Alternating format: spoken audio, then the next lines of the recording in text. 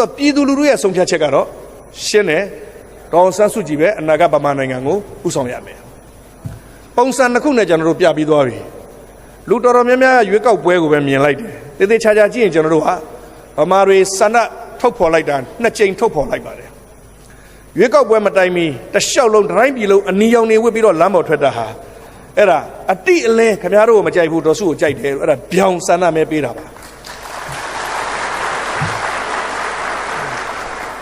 အဲ့ဒါခင်ဗျားတို့ကအဆွဲကောင်းလို့အိုးစာရေးဆရာတွေဟိုတချင်းဆိုတဲ့အဆိုတော်တွေကြောင့်အမှုပညာရှင်တွေကြောင့်လူတွေကပါလာတာပါလို့ပြောရင်လေဒုတိယအကြိမ်ကျတော့ဘာပြောမလို့ကျွန်တော်တို့10 ရက်နေ့နိုဝင်ဘာ10 ရက်နေ့ရွေးကောက်ပွဲရှုပ်ဝက်မဲပေးတာပဲနောက်ဆုံးအဲ့ဒါရည်လိုက်တော့လည်းပဲဒီအတိုင်းပဲအဖေကတထထဲပဲပြောင်းလဲပဲကျွန်တော်တို့ပြောပြီးပြီရှုပ်ဝက်တဲ့နည်းနဲ့လည်းပြောပြီးပြီခင်ဗျားတို့ကိုမကြိုက်ဘူးသူ့ပဲကြိုက်တယ်သူဥဆောင်တာပဲကြိုက်တယ်ဒေါ်အောင်ဆန်းစုကြည်ပဲခေါင်းဆောင်တာလိုလားတယ်လို့ကျွန်တော်တို့ဘက်ကဆန္ဒပေးပြီးသွားပြီအတိအလင်းတစ်ခါပြီးတော့ရှုပ်ဝက်တဲ့နည်းနဲ့တစ်ခါနှစ်ခါပေးပြီးပြီဒါဆိုရင်ဒါကိုလိုက်လျော်အောင်ဆန်းစုကြည်သမရဖြစ်ရေးလမ်းဖွင့်ပေးလိုက်ရင်မပေးဘူးလား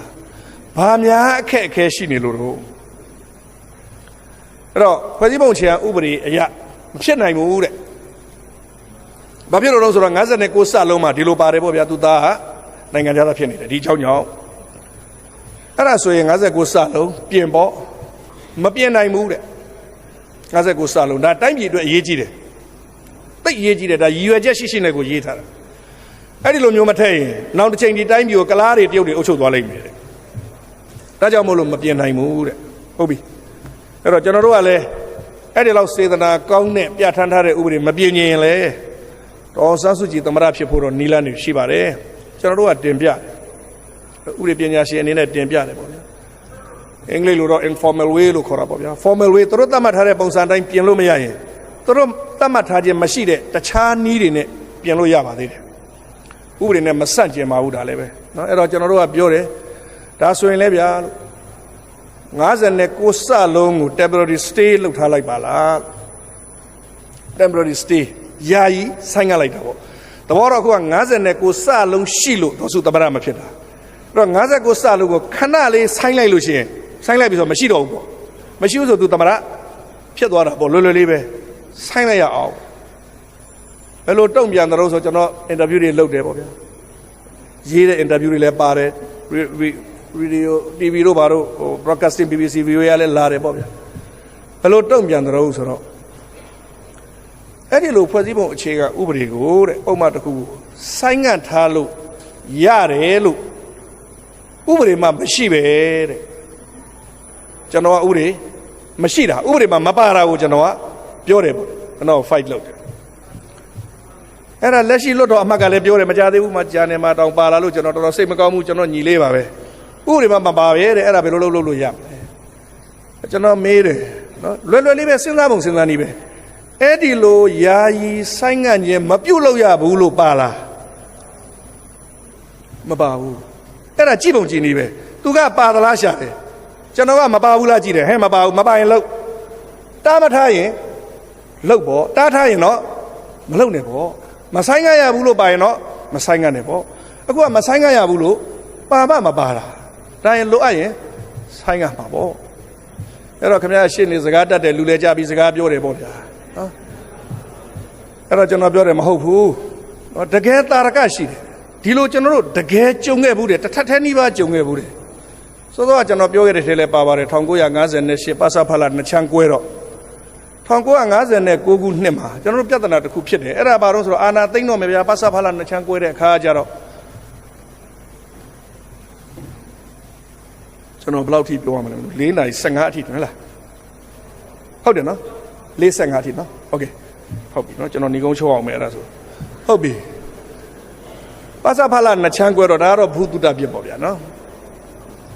စစ်တပ်ကအာဏာသိမ်းတော့မယ်အဲ့တော့ကဝန်ကြီးချုပ်ကဦးနုအိမ်ကိုသွားပြောတယ်ဦးအောင်ကြီးရယ်ဗိုလ်ချုပ်မောင်မောင်ရယ်ဗိုလ်ချုပ်တင်ဖေးရယ်သွားပြောတော့ပထမတော့ဦးနုကစစ်တပ်ကလူတွေလောက်တာပေါ့ဦးနေဝဲမသိဘူးထင်လို့မေးသေးတယ်မဟုတ်ဦးနေဝဲလွတ်လိုက်တာပါပြောတော့သူကသဘောပေါက်သွားတယ်နော်အာဏာသိမ်းတော့မယ်လို့သွားပြောတာအဲ့ဒီမှာဦးနုက ကတော့နိုင်ငံရေးသမားဆိုတော့အကင်းပါတယ်မင်းတို့မသိနဲ့ဟလာစစ်တပ်နာမည်ပြတ်သွားလိမ့်မယ်ငါလွှဲပေးမယ်လို့သူကပြောလိုက်တယ်ပြောလိုက်တော့အာဒါဆိုလဲကောင်းတာပေါ့အဲ့တော့အခြေအနေအရအာဏာမလွှဲပေးရင်အာဏာအသိမ်းခံရတော့မယ်အဲ့တော့အာဏာသိမ်းရင်အခြေအနေဆိုးသွားမယ်အဲ့ဒါကြောင့်ဥနုကအာဏာလွှဲပေးမယ်လို့ပြောလိုက်ပေးမယ်လို့တကယ်တော့အဲ့ဒါလုပ်လို့မရဘူးလုပ်လို့မရဘူးဘာပြောလို့တုံးဆိုတော့အဲ့1940ခုဖွဲ့စည်းပုံအခြေခံဥပဒေပုံမှန်116ဝင်ကြီးချုပ်ဟာအမတ်ဖြစ်ရရွေးကောက်တင်မြှောက်ခံရတဲ့အမတ်သာဝင်ကြီးချုပ်လုပ်လို့ရတယ်ဦးနေဝင်းဟာကာကွယ်ရေးဦးစီးချုပ်သူကအမတ်မဟုတ်ဘူးအမတ်မဟုတ်တော့သူဝင်ကြီးချုပ်လုပ်လို့မရဘူးဒီဘက်ကလည်းလွှဲပေးမယ်ကပြောပြီးသွားပြီလွှဲကိုပေးရတော့မယ်အဲ့ဒါအခြေအနေရနော်တိုင်းပြည်ရဲ့လိုအပ်ချက်အရအာဏာလွှဲပေးရတော့မယ်ဝင်ကြီးချုပ်ခန့်ရတော့မယ်ဥပဒေကသူ့ကိုခန့်လို့မရဘူးပြဋ္ဌာန်းချက်က constitutional crisis လို့ခေါ်တယ်လုတ်ချင်တယ်ဒီကဥပဒေကတားထားတဲ့အတွက်လုတ်မရဘူးကဲအဲ့ဒီလိုဆိုရင်စဉ်းစားလိုက်တယ်ဟုတ်ပြီ116ကြောင့်ဦးနေဝင်းကိုဝင်ကြီးချုပ်ခန့်လို့မရရင်လွယ်လေးလေ116ကိုပြင်လိုက်ပေါ့လွတ်တော်အမတ်ဟုတ်သည်ဖြစ်စေမဟုတ်သည်ဖြစ်စေပါလီမန်ကရွေးရင်ဝင်ကြီးချုပ်လို့ပြင်ဆိုတော့ဟာအပြောကိုမခံဘူးအဲ့ဒါမျိုးမရဘူးမပြင်နိုင်ဘူးတဲ့အဲ့တော့မပြင်တဲ့ဘက်ကလည်းမှန်တယ်ဟလာအရွေးတော်မခံတဲ့လူကဘယ်လိုဝင်ကြီးချုပ်လုပ်လို့ရမလဲအရွေးခံရမှအဲ့ဒီအရွေးခံရတဲ့လူတွေတဲကမှကြံတဲ့လူကတယောက်ကိုရွေးမှအရွေးခံရတဲ့လူဝင်ကြီးချုပ်ဖြစ်တာအမှန်ဆုံးပေါ့ဟုတ်လို့ရှိရင်ဘာရွေးကောက်ပွဲဝင်စရာလိုနေသတော့ထိုင်နေုံပဲလေဟေးမင်းတို့နိုင်ငံဝင်ကြီးချုပ်ခန့်လိုက်ပြောလို့ရတာဟုတ်အဲ့တော့မပြင်နိုင်ဘူးတဲ့သူတို့ဘက်ကလည်းလွတ်တော်အမတ်တွေကကဲဒါလို့ဆိုရင်ဖွဲ့စည်းပုံခြေဥပဒေ116ကိုမပြင်ရင်ဥနေဝင်းကိုအာဏာလွှဲလို့မရဘူးဥနေဝင်းကလည်းအာဏာမလွှဲလို့ကလည်းမရဘူးဘယ်လိုလုပ်မလို့အဲ့တော့1959ဖေဖော်ဝါရီလ26ရက်နေ့မှာပြင်ဆင်ချက်ဥပဒေအသစ်တစ်ခုထုတ်လိုက်တယ်ပုံမှန်116ကိုနောက်ရွေးကောက်ပွဲမလာမချင်းယာယီဆိုင်းငံ့လိုက်တယ်ဥပဒေတစ်ခုပြဋ္ဌာန်းလိုက်တယ်